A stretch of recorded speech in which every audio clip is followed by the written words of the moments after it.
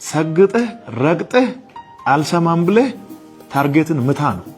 የመረዳት አቅሙ ትንሽ የሆነ ሰው መሰገጥ የሚለውን ቃል ወስዶ ሱሪ አውልቆ ሊሄድ ይችላል። ይሄ የልጁ ጉዳይ ነው። በመቶ ጤናማ ውስጥ አንድ እብድ አይጠፋም። ይሄ ይጠበቃል።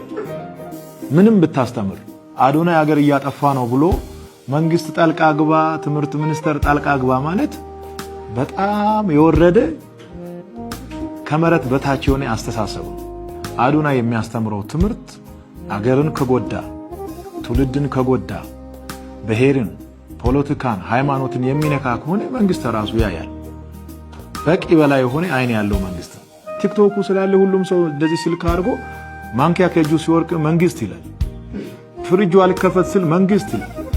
በሁሉ መንግስት ይላልና ቲክቶኩ ያመጣው ትሬንድ ነው። ይሄ ትሬንድና ሁሉም ሰው መንግስት ስላለ መንግስት ለሁሉም ሰው አቤት አይል። መንግስት የራሱ አሰራር አለው። መንግስት የራሱ ህግ አለው፣ ህገ መንግስት አለው። የሰዎችን የሀገርን ደህንነት እስካልነካ ድረስ እንደፈለገ አንድ ሰው ማራመድ ይችላል።